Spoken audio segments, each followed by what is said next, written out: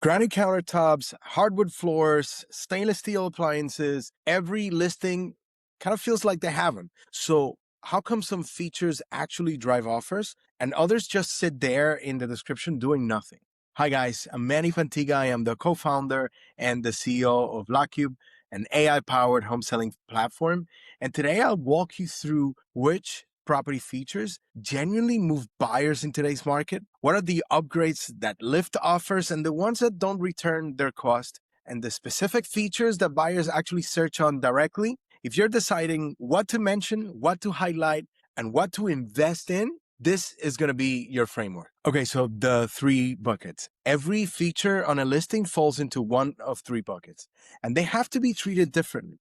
Bucket one is search-driven features. Think about the number of bedrooms when a buyer's looking on Zillow, the garage spaces. Does it have central air, a swimming pool, waterfront, primary bedroom on the main floor, finished basement? And if your home has these, you got to make sure that they're coded right into the listing so they appear when buyers do searches. We actually spoke about it in last week's video. You could find it in our channel.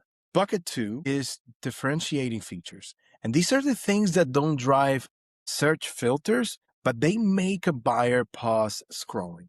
Is it a renovated kitchen, an updated primary bath, a deck that extends usable living space outdoors, a finished home office, smart home systems? These are features that earn the click and the showing.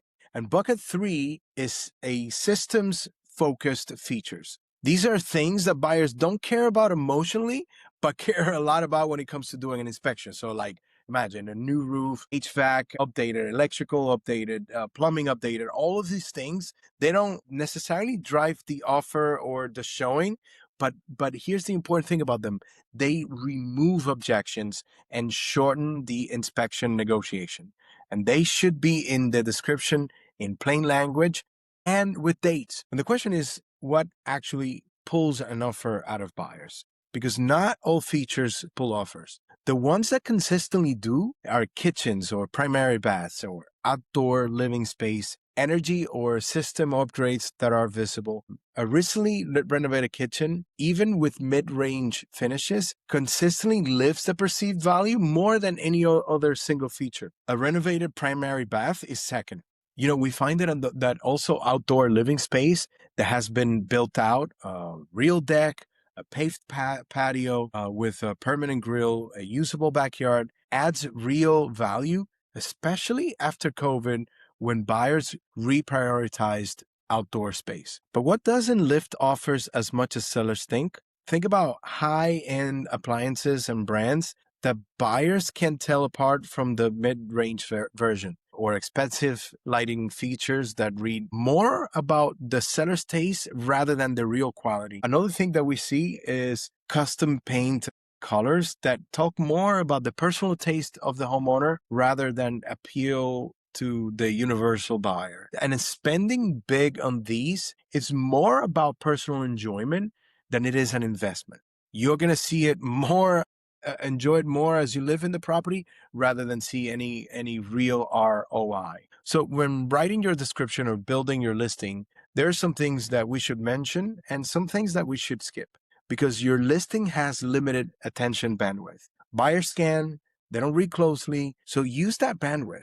Highlight the top description on the photo gallery headline, the 2 or 3 features that genuinely differentiate your home from all comparable listings, right? Imagine a home with beautiful views, right?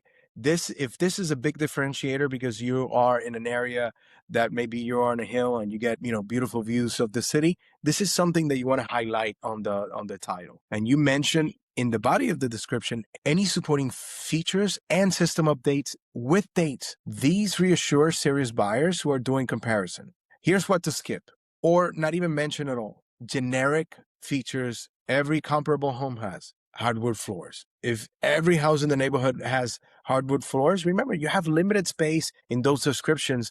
Use it for what really differentiates your home and is going to help you stand out. Okay. Otherwise, it's going to be dead text. Use that space for something that really, really, really is going to set you aside. Another thing that we want to encourage you to think about is to be specific. Otherwise, don't say anything at all. Here is mistake number one: update a kitchen. Update a kitchen tells the buyer nothing. Every seller says it, every listing, just read through Zillow or any of the national portals. Everybody says it, okay?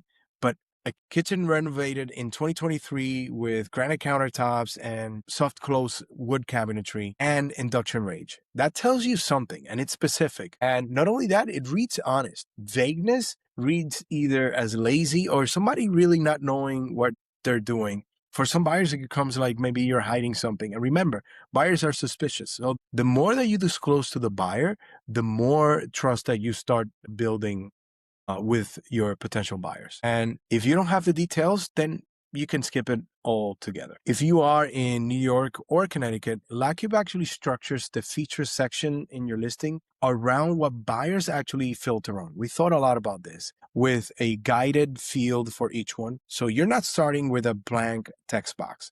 Trying to remember every system upgrade, the platform walks you through the categories that drive search visibility and the ones that drive perceived value. Okay, so once you have your features in, the platform is going to build out a draft of your listing copy. And the next video is going to be about how to read it from the position of the buyer and edit it so that it actually sells. Hope to see you next week.